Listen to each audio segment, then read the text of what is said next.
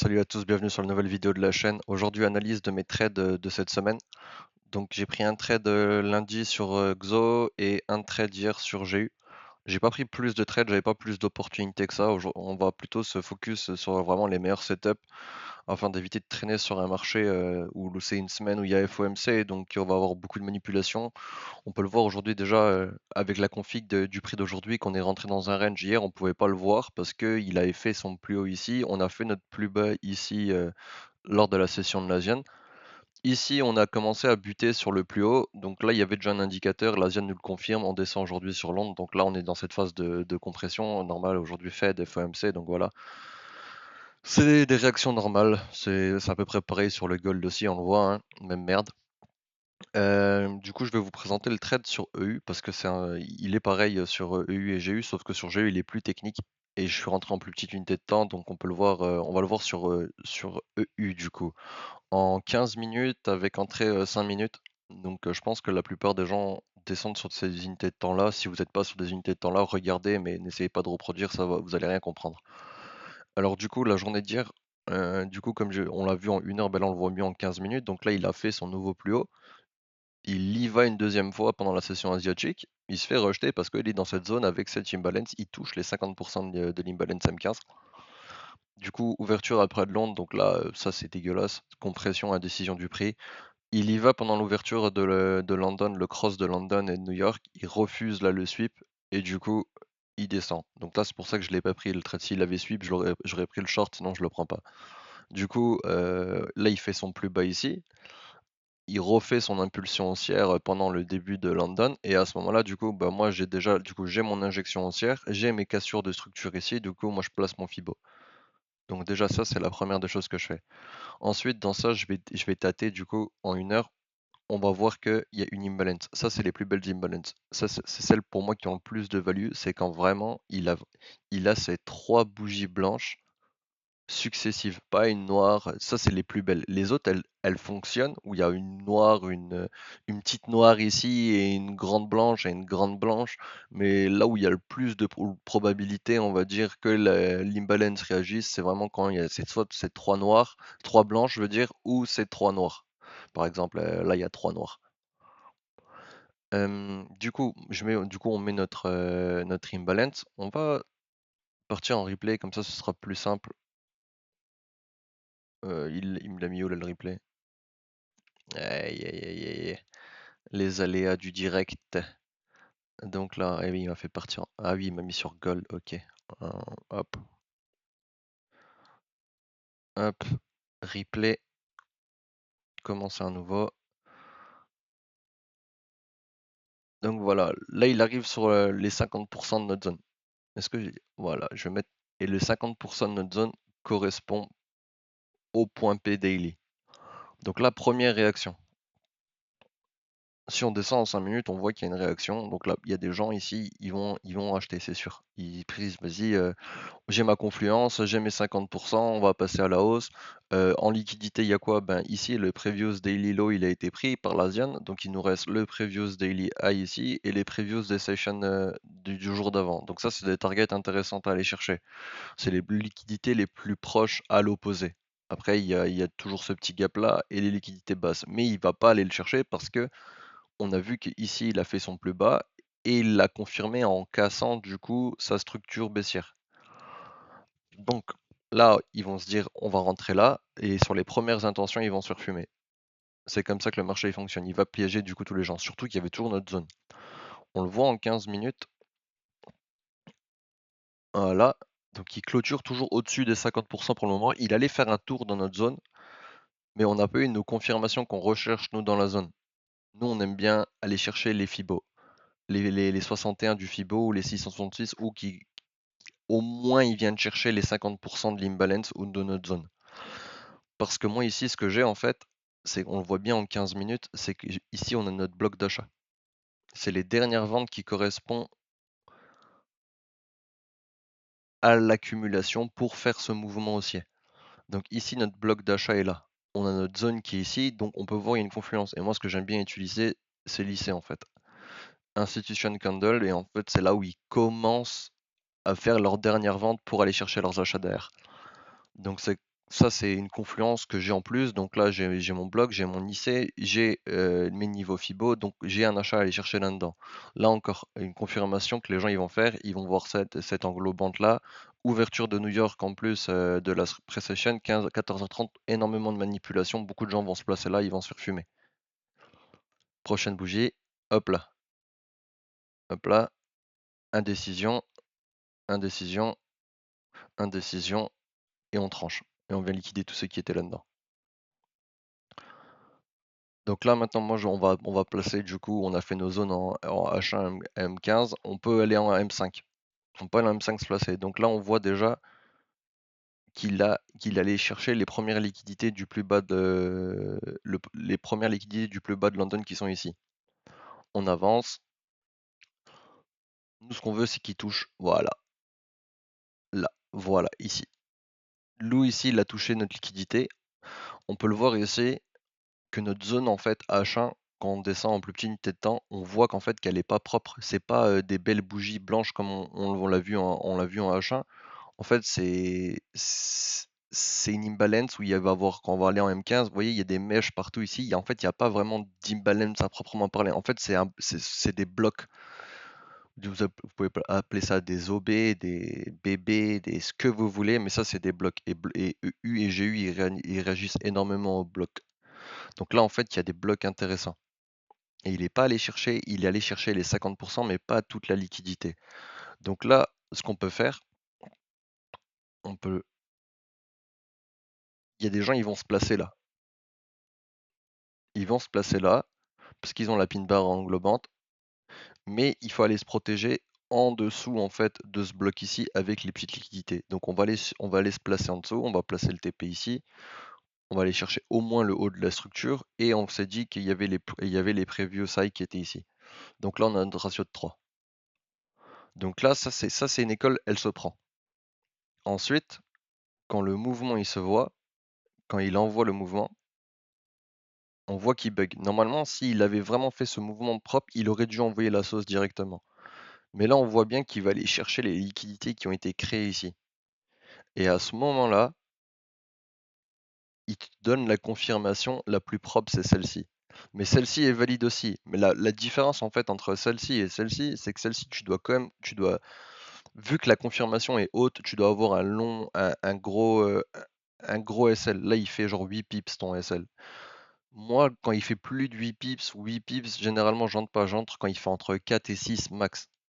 Et là, avec cette confirmation-là, je me place en dessous, il fait 6. Donc là, moi, je suis bien. Donc là, la différence, les deux sont valides, c'est juste qu'ici, en fait, ton SL, il est plus grand, donc ça veut dire que tu dois prendre moins de contrats et que tu dois aller chercher plus haut ton ratio, ton RR. Ici, ton RR de 3, tu vas l'avoir plus rapidement, et quand tu vas aller sur ta target, le ratio il sera plus important. Donc ça c'est du coup le preview qu'on vise. Donc ça c'est la première position, on est à 3 vu que le SL est plus grand, et sur la position plus snipe, on est à 4,45. Mais ça c'est des positions il faut de l'entraînement pour comprendre ce qui se passe ici. Parce qu'après il faut descendre en plus petite unité de temps pour comprendre les différentes variations de blocs qu'il va avoir ici, parce que ici notre bloc il est intéressant aussi. Ici on a un bloc intéressant, mais lui il n'a pas été utilisé sur EU, mais il a été utilisé sur GU. Donc là, il revient sur notre ICI qu'on a vu là, il revient sur notre bloc, on est sur nos niveaux FIBO, et là, il envoie la patate. On peut le voir aussi sur la première position, que quand on remonte en unité de temps, parce on l'a pris en 5 minutes là, et en fait, on le voit en 15 minutes qu'il n'y a pas eu il y a pas eu de bougie englobante par la suite, il n'y a pas eu de volume. Donc c'est déjà une indication qu'il n'a pas vraiment, il n'est pas vraiment sorti, la zone n'a pas été validée comme une zone d'achat institutionnel. Pour l'instant, ils sont encore en train de travailler dedans et c'est ce qu'ils sont en train de faire. Donc on avance maintenant et on le voit que ça, du coup, ça c'est le mouvement institutionnel. Là, ils ont assez accumulé et ils sont partis sur ce moment-là.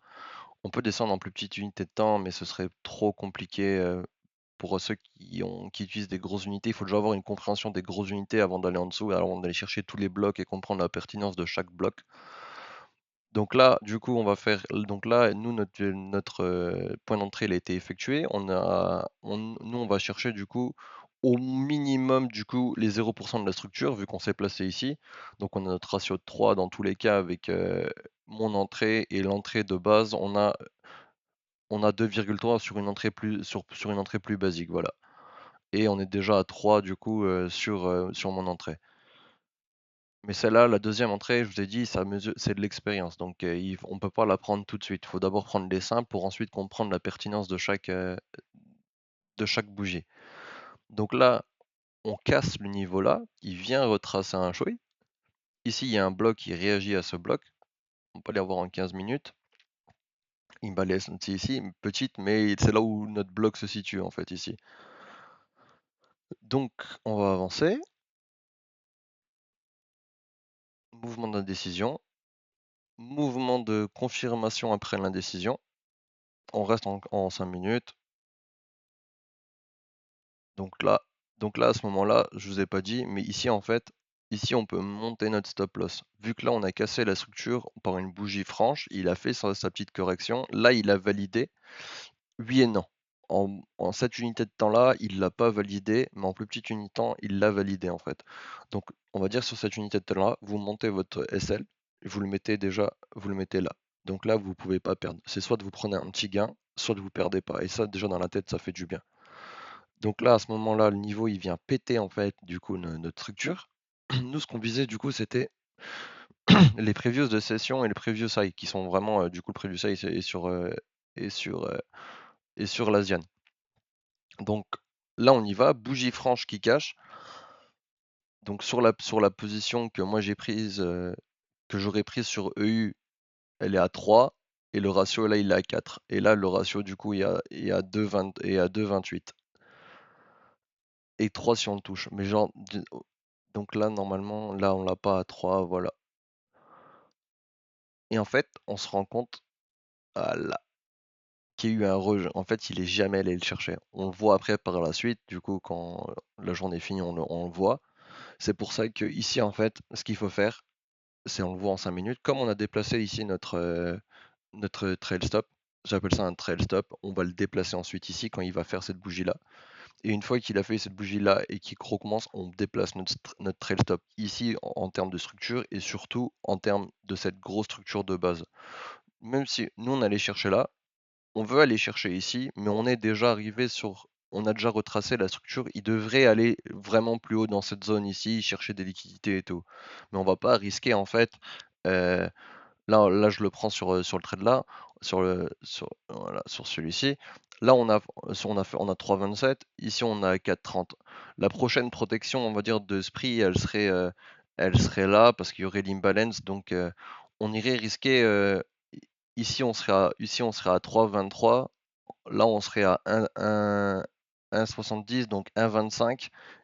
Tout ça pour aller chercher notre previous daily high qui se situe ici. Donc, il se situe là. Donc en fait, risquer 1,25 pour aller chercher, là, il y a quoi? Là, il y a même pas 0,25, même pas, il y a 0,2. Donc c'est pas mathématiquement, c'est pas rentable. Donc on va pas risquer genre tous nos gains parce qu'il est pas allé chercher notre TP. Nous, on se protège, on encaisse. Donc au mieux, on se met là.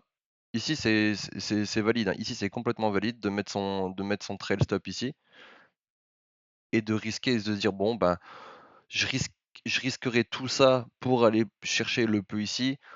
On aurait notre première confirmation en bougie, en fait, on l'aurait ici. En M15, on le voit pas, mais on le voit en M5. Ici, ce serait déjà notre première confirmation de se dire bon, vas-y, on se tire le mouvement et il vaut pas le coup. Ça vaut pas le coup que je risque tout ça pour aller chercher, que je risque tout mon mouvement ou même ça pour aller chercher ce petit peu. Donc là, c'est vous et vous comment vous vous organisez. Mais moi, je sais que déjà de base, en fait, je suis sorti quand il a pété le mouvement là, une grosse partie de mon capital. Et après, j'ai laissé tourner ça, j'ai eu mon invalidation et je suis sorti. Mais ça, c'est sur GU. Il a fait la même chose sur GU. Ça, c'est juste EU parce qu'il est plus simple, il est moins piégeur. Et il est plus tolérant sur les erreurs d'entrée comme là. Donc voilà, ça c'était du coup sur EU. Je vais vous le montrer du coup sur GU. En combien de temps? Putain, on est déjà à 15 minutes de vidéo. Oh là là, faut que je le rush parce que sinon après vous allez pas regarder tout. Du coup sur GU, ben même config. On va se mettre en replay du coup. Hop, hop. Donc on va se mettre en 15 minutes. Donc la même chose, hein. refusé lundi, je l'ai pas pris. Là, il fait son plus bas. L'injection du coup de London qui vient ici. Euh, Là, le Fibo il est déjà été mis parce que du coup on voit qu'il commence à retracer. Ici, en 1 heure, on a la même chose. On a notre imbalance qui se situe ici, notre imbalance 1 heure. Le point daily, lui qui est au-dessus aujourd'hui, il n'était pas dans la zone comme sur EU, donc du coup sur EU ça nous donnait plus de confirmation. Du coup ça c'est notre imbalance 1 heure, notre imbalance 1 heure, et surtout moi je descends en plus petite unité de temps. Donc ça c'est moi et moi. C'est comme ça que je fonctionne. Euh, je vous conseille, comme je l'ai dit au début, de rester sur des grosses unités de temps. Donc là en fait on a nos blocs. Là moi j'ai mon premier bloc ici. Et là, je le vois bien, là j'ai un beau bloc en fait. Et ça, c'est des blocs, ça c'est des beaux blocs instit. Comment je sais que c'est des blocs instit en fait? C'est parce que les bougies, elles ont presque pas de mèche. C'est des gros mouvements. Ça, vous le voyez, ça c'est dans l'imbalance 1 heure. Mais en fait, c'est pas une imbalance propre, c'est pas genre ça en fait. Là, il y aurait une imbalance, ça c'est une belle imbalance en 1 heure. Bah, si elle était comme ça en 3 minutes, ouais, ce serait vraiment une imbalance. Mais on voit qu'en fait que c'est un bloc, c'est une accumulation de contrats qu'il y a dedans. Donc c'est pas une vraie imbalance à proprement parler. Mais ça, tu le vois seulement quand tu descends en plus petite unité de temps et ça te permet du coup de comprendre que certaines sont plus performantes que d'autres. Donc là, la même chose, on va reprendre le mouvement. Du coup, hop, on met notre Fibo, on le cale correctement, il est bien calé. Donc là, on ne le prend pas. Première injection, pourquoi? Parce qu'il n'a pas touché les 50. C'est aussi simple que ça. On avance, bim. Il rentre, on est à 50% du mouvement et là, il envoie. Donc là, là, beaucoup de gens rentreront aussi là-dessus parce qu'il a pris les 50 de l'imbalance et machin et tout, sauf qu'on sait qu'il y a un bloc ici. Moi, je sais qu'il y a un bloc ici. Donc je vais pas rentrer sur ça et surtout qu'il n'a pas touché mes 0,61 de Fibo. Donc là, je vais attendre, je vais attendre, je vais attendre, je vais attendre. New York qui ouvre. New York qui ouvre, qui envoie la confirmation et il envoie le premier mouvement en fait. Il envoie le premier mouvement de dire que les gens ils y vont parce que tu le vois en 15 minutes, tu peux rentrer en 5 minutes ici, tu peux rentrer ici en 5 minutes. Et New York va faire sa première manipulation. Je parle de l'Open, hein. Je parle à 14h30 de l'Open. Et là, il va voir l'Open de New York, le vrai Open, à 15h30. Mais on va pas le voir comment il va se comporter au niveau de la bougie. Voilà. Donc là, moi, mon bloc de demande, il est en 15 minutes. Il est ici. Donc ça, ce serait mon gros bloc de demande avec mon IC ici. Et j'aurai potentiellement une IC aussi ici. Donc, hop là, mon IC qui va être ici. Ma deuxième IC qui est ici.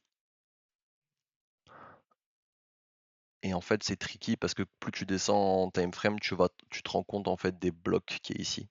Et lui, il adore réagir aux blocs. Il fait des plus beaux moves, mais il est plus tricky pour entrer dedans. Il va souvent vous sortir avant et le mouvement il va partir. Donc ça, c'est pour ça que je le conseille pas directement. Donc ça c'est la première indication où tu peux te faire péter. Il est revenu sur l'IC et il a donné ce mouvement-là. Sauf que si tu rentres sur ce mouvement-là, mon TP, mon SL il est trop gros. Donc j'ai trop de contrats et je dois aller chercher un move beaucoup trop gros pour avoir un ratio intéressant. Donc moi je ne rentre pas sur un mouvement comme ça. C'est beaucoup trop impactant pour mon money management. Donc là je rentre pas, j'attends, je patiente et la position va arriver. Voilà. Là, il est revenu sur mon bloc, il est revenu sur mon IC, il est revenu sur mes niveaux Fibo, il a cramé ici les gens qui se sont placés en achat. Donc là, moi, je vais me placer et c'est en 3 minutes. Voilà, je l'avais en 3 minutes. Donc voilà, tu te places ici, mais après, tu peux te dire quoi? Tu peux te dire attention, attention, London est ici, il n'a pas pris l'ouverture de London. Est-ce qu'il pourrait aller mécher ici? Ça, c'est une position risquée. Donc moi, ce que j'ai fait, j'ai agrandi un peu mon SL. Quitte à risquer quelques RR, je préfère risquer quelques RR en haut que qui viennent juste m'échouiller et que je me fasse sortir. Donc là, je m'arrange pour être en dessous de cette mèche ici, de laisser un ou deux, laisser un pips respirer. et la position, elle y va direct. Donc là, même topo, est-ce qu'on va aller chercher ici du coup notre liquidité parce qu'il allait aller chercher le previous daily qui est ici, qui est beaucoup plus haut sur GU que sur EU. On a notre previous de session, donc on peut aller chercher ça. On attend ce que le prix nous donne. Pour l'instant, il réagit à l'imbalance. Il réagit, il y va. Et à ce moment-là, moi, ce que je fais, c'est ici, là, je monte mon S. Déjà, quand le prix il a cassé ici, je suis déjà à BE. Ensuite, quand il me fait ce mouvement qui est ici, quand il part violemment là, je monte mon BE en trail stop. Donc là, je suis déjà en léger positif. Et ensuite, il pète la structure, il y va. Je me suis mis ici, il vient me chercher.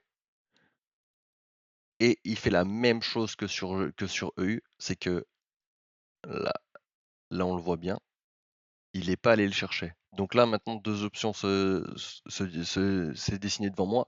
Soit je prends 3,45 et je me protège ici, parce qu'en plus j'ai l'imbalance et tout. Soit j'attends d'aller chercher ça. Donc là, il y a quand même un ratio, on passe de 3,45 à 5,4. Donc quand il a fait cette bougie-là, je me suis dit, pouah, le ratio est quand même pas le ratio est quand même pas intéressant. Là, à ce moment-là, en plus, on va passer sur la bougie de 6 heures. Ça, du coup, là, on voit qu'il est 17h45. Là, il est 18h. Au vu de comment il a clôturé la bougie ici, moi, à 18h, je voulais pas prendre qu'il aille chercher en bas, qu'il aille remonter, que je perde trop parce que je suis trail stop. C'est soit ici, soit ici. Et là, je suis à 3,54.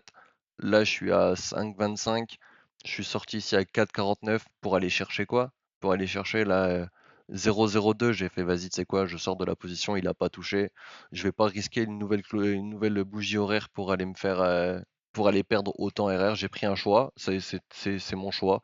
Tu peux attendre, tu peux aller le chercher, tu peux te mettre ici. Ça, c'est toi et ton money management. Moi, je sais que je pète le seum si je risque 2 pour aller chercher 0,2 et il n'y a rien y a rien de bon qui se passe. Donc après, voilà, et en fait, on se rend compte qu'à la fin de la journée, le prix n'est jamais allé le rechercher. Donc ça, c'est pour ça qu'il faut mettre des trail stops en place ou des systèmes en place pour comprendre que des fois, on y est presque, et c'est pas parce qu'on y est presque qu'on va vraiment y aller. Il faut vraiment trouver un système qui vous convient à vous et qui s'adapte à votre money management et à votre psychologie de comment vous vous sentez. Parce que là, si on se serait resté ici et on aurait mis notre trail stop ici en disant ouais, il y a l'imbalance qui me protège, et ben en fait tu passes de 1, tu récupères du coup quand il vient à choper ici 1,78, peut-être 2, au lieu de récupérer 4,5 comme j'ai fait. Donc franchement, l'espérance mathématique est dégueulasse en fait si vous faites ça. Donc essayez de trouver un moyen de préserver vos gains et de rester toujours cohérent en fait avec votre money management. Donc voilà, ça c'était ma position sur GU de hier, la seule que j'ai prise et franchement j'ai bien ramassé. Donc plutôt content. Et on est à combien? Putain, on a 23 minutes, j'aurais pas le temps de faire du coup le gold. En plus, elle est en plus petite unité de temps, je suis rentré ici lundi sur le short ici, je me suis gavé ici. Ce qu'on peut faire, c'est que du coup, on peut en parler sur le Discord. Et oui, parce que maintenant j'ai ouvert un petit Discord, donc je vous mettrai le lien dans la description. Petite place pour nous, pour parler, pour ceux qui ont des commentaires sur les vidéos, qui veulent échanger, je serai disponible du coup sur le Discord. On échange nos trades, on parle de notre vision. Euh, on est, on va essayer de construire quelque chose de propre, un endroit où on peut échanger. On n'est pas là à montrer euh, qui a la plus grosse ou qui c'est qui fait les meilleurs TP et tout. On est plutôt là pour échanger, apprendre de nos erreurs. C'est comme ça que ça fonctionne de toute façon. Je peux vous montrer vite fait à quoi il ressemble ici. Voilà, hop, hop. Donc voilà, il est petit, il n'y a pas grand-chose, hein, c'est juste une place pour poster nos trades, pour parler, et voilà. Donc je vous attends nombreux dessus sur le Discord. Ça me fera plaisir d'échanger avec vous et de répondre à vos questions. Donc petite vidéo sûrement après-demain, vendredi, ouais, sur le Gold, à mon avis, je ferai ça. Et du récapitulatif du coup de ma semaine avec le trade là ou de comment ça s'est passé demain et après-demain parce qu'aujourd'hui je ne trade pas à cause de FOMC. Donc sur ce, portez-vous bien et je vous dis à bientôt sur le Discord. Ciao, ciao!